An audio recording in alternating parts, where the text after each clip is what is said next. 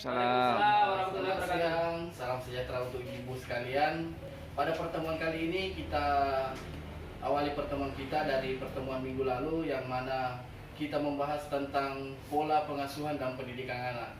Pada sesi kali ini kita akan membahas tentang memahami perilaku anak dan perilaku baik tentang seorang anak dan perilaku buruk dari seorang anak. Jadi tujuan kita pada pertemuan kali ini ada yang harus kita capai pada pertemuan kita kali ini, yaitu sasarannya adalah mendapatkan pengetahuan dan keterampilan untuk meningkatkan perilaku baik anak dan mengurangi perilaku buruk dari seorang anak. Jadi tentang perilaku baik dari seorang anak itu kita harus mengasah terlebih dahulu untuk memberikan pengetahuan dan pembelajaran tentang bagaimana efek dari perilaku seseorang anak yang ketika berperilaku baik dalam kehidupan sehari-harinya. Jadi ketika anak memiliki kecenderungan untuk berbuat baik, itu akan menjadi stimulus untuk nantinya bahwa dia nantinya akan selalu berbuat baik ke depannya. Jadi kita harus polakan ketika anak itu cenderung memiliki sifat yang baik, yang kurang baik, maka kita harus mengarahkan untuk jadi lebih baik lagi. Selanjutnya ada hal yang perlu kita perhatikan di sini. Sifat yang ditonjolkan dari seorang anak itu harus terpola. Gimana dikatakan tadi saya terpola, kita harus memperhatikan sisi positif apa yang kita berikan dari seorang anak. Misalkan ketika kita memuji anak, kita harus selalu memuji anak ketika melakukan sesuatu hal yang baik.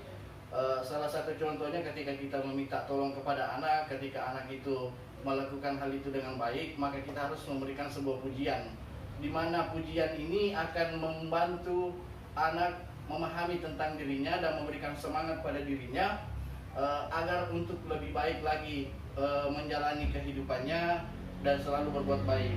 Itu pada intinya. Kemudian yang selanjutnya, kita harus selalu mengucapkan terima kasih. Terima kasih ini sangat perlu. Kenapa? Karena ketika anak melakukan perintah dari seorang ibu atau bapak, kita harus memberikan apresiasi kepada anak tersebut untuk menjadi penghargaan bagi dirinya.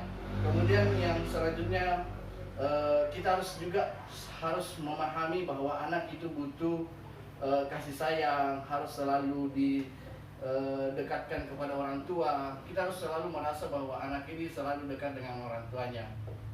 Ketika anak berbuat salah, kita harus mampu mengajarkan dia untuk meminta maaf pada orang tua ketika melakukan kesalahan ataukah kepada orang lain. Harus diberikan kemampuan untuk meminta maaf dan tidak mengulanginya kembali.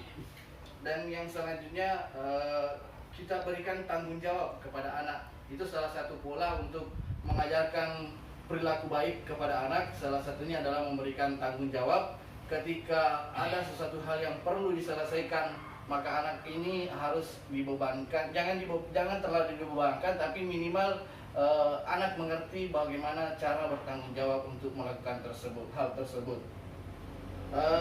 Dan ada yang perlu diperhatikan dari materi ini, Ibu.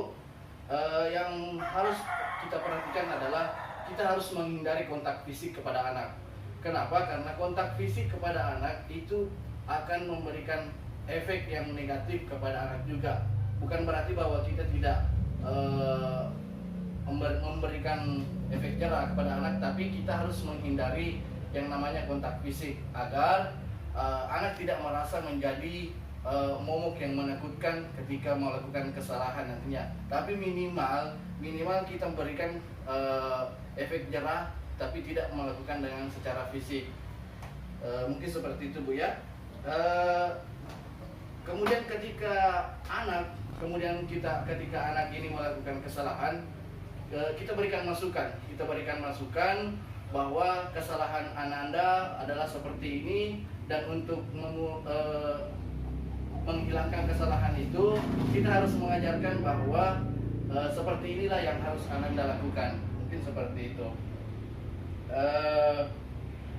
Gambaran buruk dari perbuatan dari seorang anak ketika melakukan kontak fisik, anak merasa dendam atau jengkel terhadap orang tua. Jadi itu akan membawa dampak negatif juga kepada orang tua.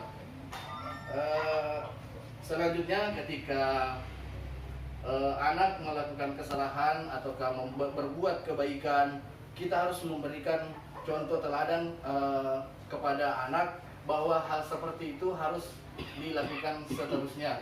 Dan hal yang mendasar dari hal ini, kita harus mengajak anak untuk membuat peraturan bersama. Jadi kita buat kesepakatan kepada anak bahwa hal yang baik itu adalah seperti ini, hal yang buruk adalah seperti ini dan harus dihindari. Jadi poin pentingnya adalah daripada pertemuan kita kali ini, Bu, adalah pengasuhan yang baik dari orang tua akan menunjang tumbuh kembang anak untuk berperilaku baik di masa yang akan datang. Jadi mungkin seperti itu materinya, Ibu, pada pertemuan kali ini. Saya akhiri pertemuan kita kali ini. Wabillahi taufiq wal hidayah. Assalamualaikum warahmatullahi wabarakatuh.